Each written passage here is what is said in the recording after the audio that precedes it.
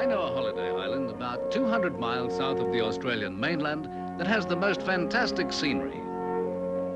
Mountains to climb, birds and beaches, the swingingest nightlife, with lazy mornings to follow.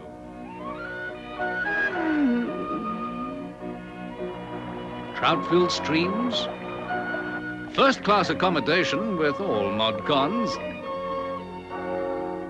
history preserved in stone, and the friendliest of people.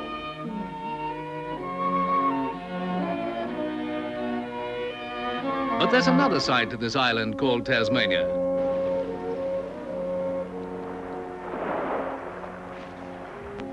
Hey, like to see a bit more of the island? Yes, I'd love to.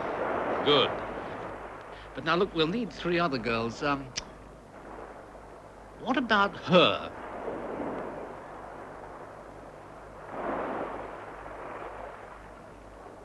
Hey! She certainly moves well. And I like red hair. Oh, I love it. Hold it! Hey, who turned the music off? Like to be in a movie? Yes. Well, you're in one now. You're joking. Oh, no, I'm not.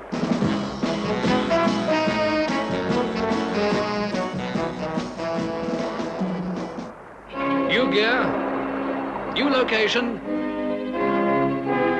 and we're ready to see...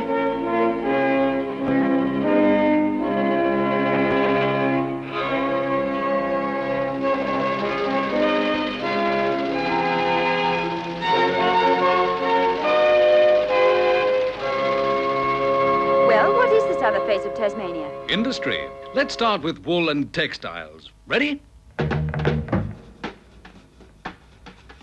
Wool is the mainstay of the pastoral industry here. It earns more than any other single commodity, and production has better than doubled since 1954. What's that? It's the Zegna Trophy, presented each year for the world's finest merino fleece. Tasmania has repeatedly won this award with its superfine wool.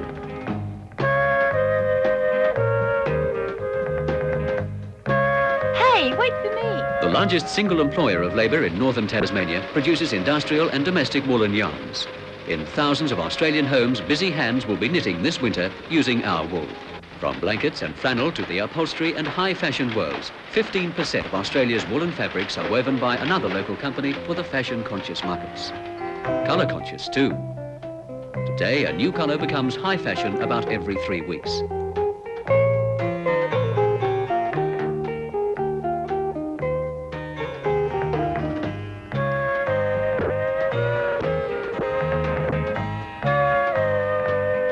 The Australian way of life, so active but essentially casual. The Australian way of dressing, summed up by award-winning fashions in wool.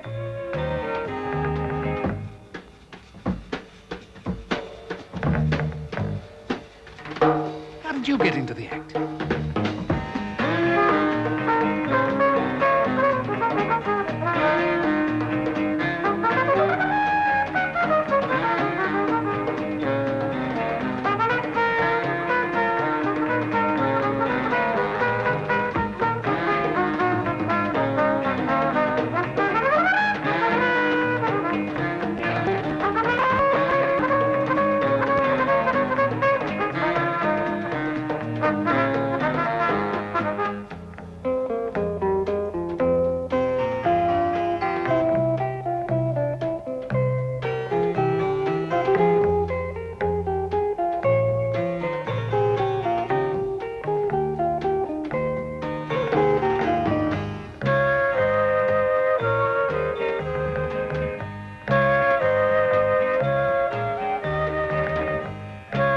Fashions change at a science fiction rate.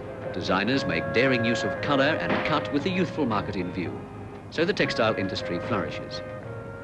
Apart from wool, other fabrics including silk, cotton, nylon and rayon are being woven, dyed and printed in a number of Tasmanian factories. Cloth creatively coloured here on the longest hand printing tables in the globe.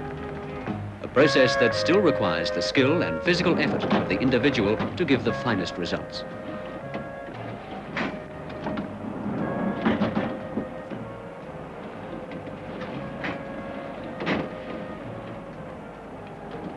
Most of the apparel cloths sold in Australia are made in this factory. Materials that may well be the flair of fashion in many parts of the world, including Europe, Canada, Japan and New Zealand.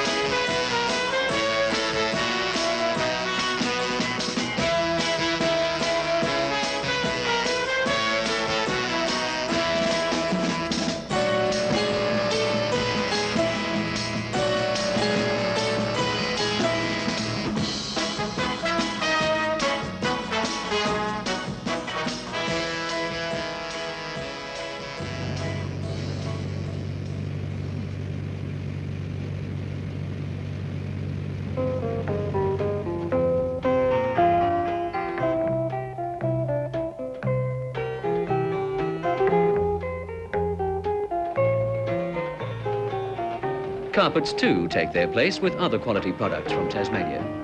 And lives depend on the quality of rayon parachute fabric made to rigid specifications by another Tasmanian company. The textile industry, employing 12% of the workforce in our state, prospers due to the plentiful water supply, economic electricity and the temperate climate. And as the sun sinks slowly in the west... Hey, just a minute, we're not finished yet. Where's our next girl? She's gone down to the woods today. In these forests that earn $91 million annually, supplying 1/10 of Australia's total timber requirements. Why, there's enough sawn timber produced each year in Tasmania to build a pathway to the moon. Looks like they're reaching to the moon themselves. They're the world's tallest hardwood trees.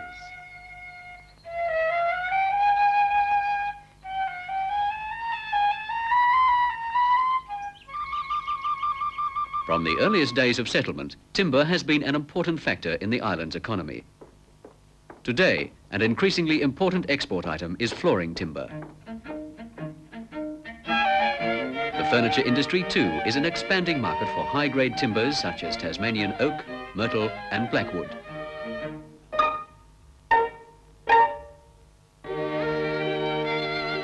Local blackwood is considered by many to be superior to imported teak, a wood which it closely resembles.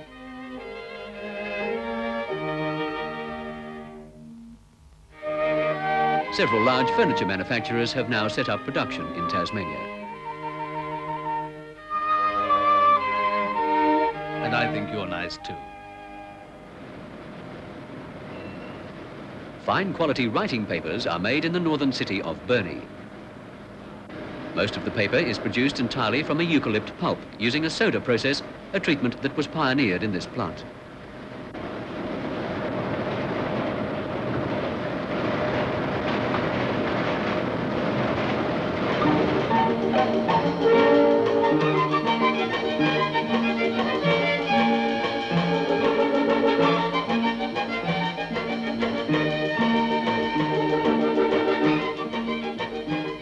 One of the largest paper mills operating today, it meets considerably more than half of Australia's fine paper requirements.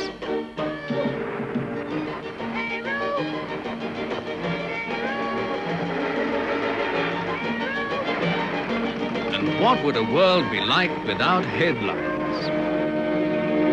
Dreary. Don't worry. Such a situation will never exist with this paper mill at Boyer producing an enormous quantity of newsprint for the use of dailies and magazines throughout the country. It is Australia's only newsprint factory and production is being further increased to meet the demand. Guess who? Hey, that's me. Timber and deep forests in the heart of Tasmania. The poetic mystery of ghost towns and convict ruins.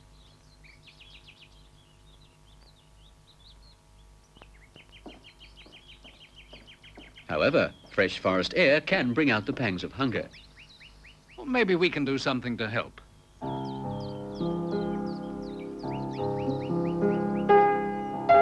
Dinner, madam? Yes, please.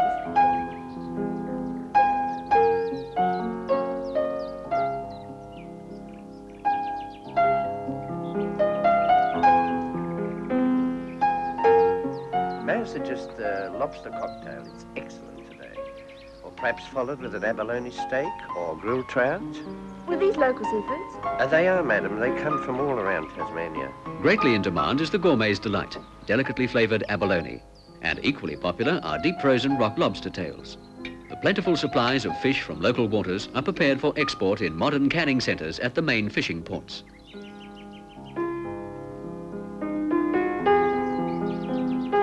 Both trout and oyster farms are established in northern Tasmania along with the associated freezing plants.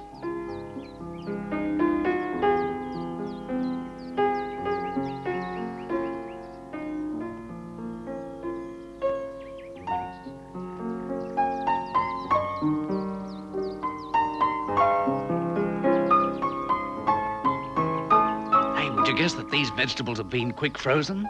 Really? As Australia's largest supplier of processed vegetables, Tasmania has her rich agricultural lands to thank. Earth which yields crisp carrots, succulent peas, beans and beetroot. Cooked, then snap frozen in efficient and hygienic factories.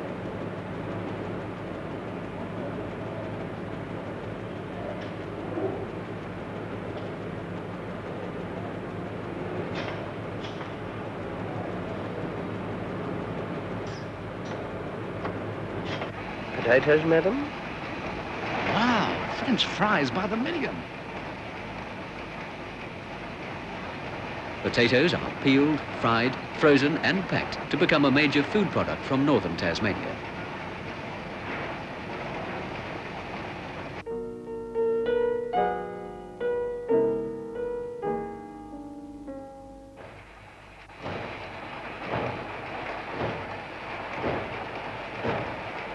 Modern freezing and packaging equipment is capable of preparing frozen vegetables in less than 2 hours after harvesting.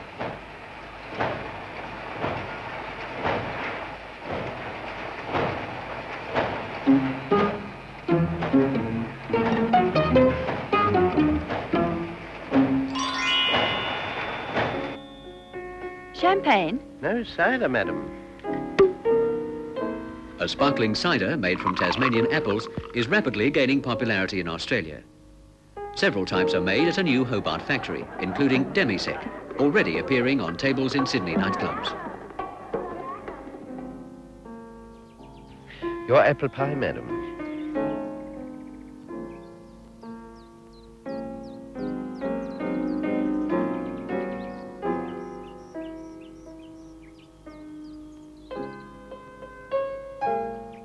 I'll bet those apples are locally grown. Right.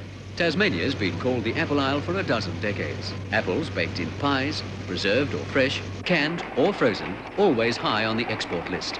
But we have other fruit for export too. Raspberries, pears, peaches and apricots are canned at the rate of 1,000 tins a minute.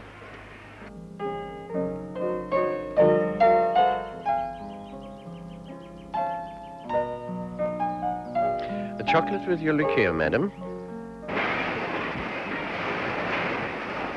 And of course, Australia's largest confectionery manufacturer is located in Hobart. A delectable variety of chocolates and other sweets originate in these production lines.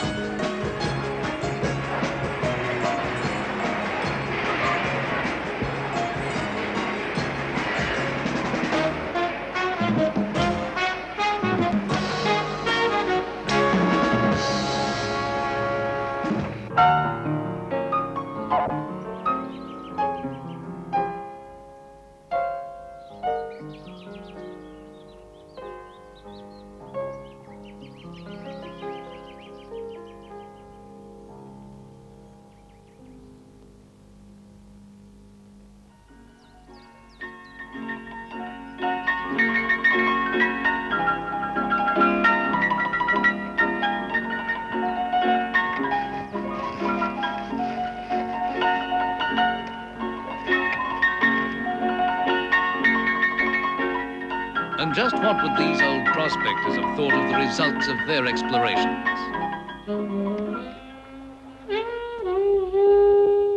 Cities of aluminium and glass.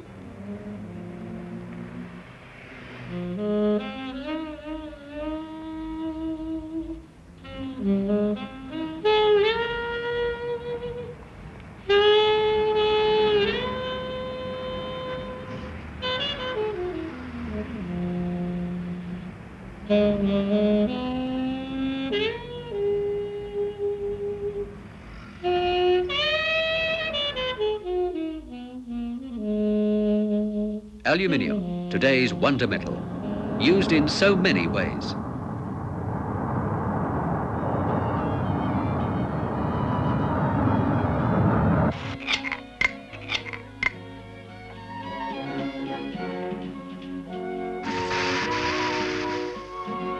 From an architectural dream to a milk bottle top, chances are that it's Tasmanian-produced aluminium from the largest aluminium smelting plant in the Southern Hemisphere.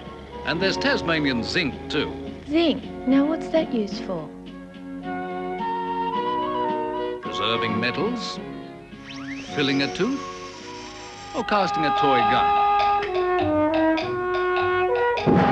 Door handles and things.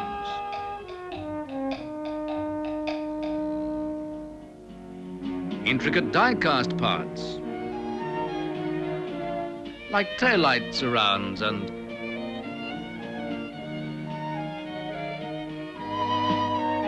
anti-corrosive paints and galvanizing.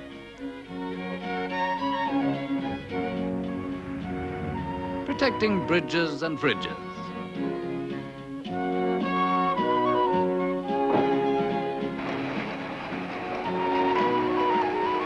Zinc concentrates mined on the island are processed at one of the world's largest electrolytic plants with its own port on the Derwent River.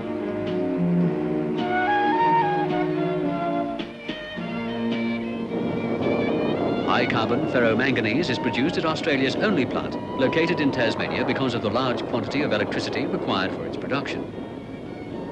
Low-cost electricity through the hydro scheme has attracted this and many other industries to our state. 1,500 tons of ferromanganese are smelted by these furnaces each week. It is used in the manufacture of steel to give it tensile strength. And steel is the strength that's needed for chisels, planes and other workshop tools that are also locally manufactured. Valued for centuries, even copper has the shape of the future. Whatever its form, Tasmanian copper finds its way to many countries.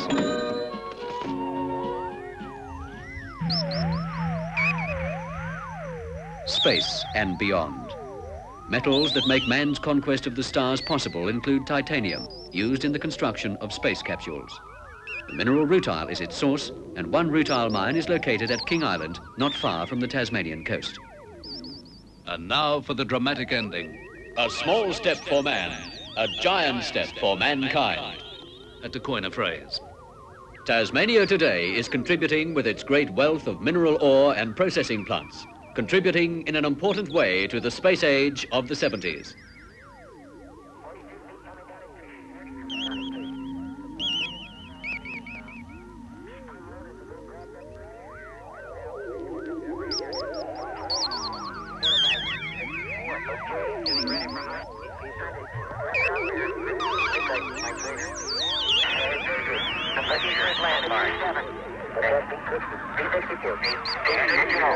P64, pushing over high gate, after copy P64. 2,000 meters high, fire. Oh my God, right down the middle of the road. Outstanding, 42 degrees, Pete. Hey, it's right there. Amazing. I can't believe it.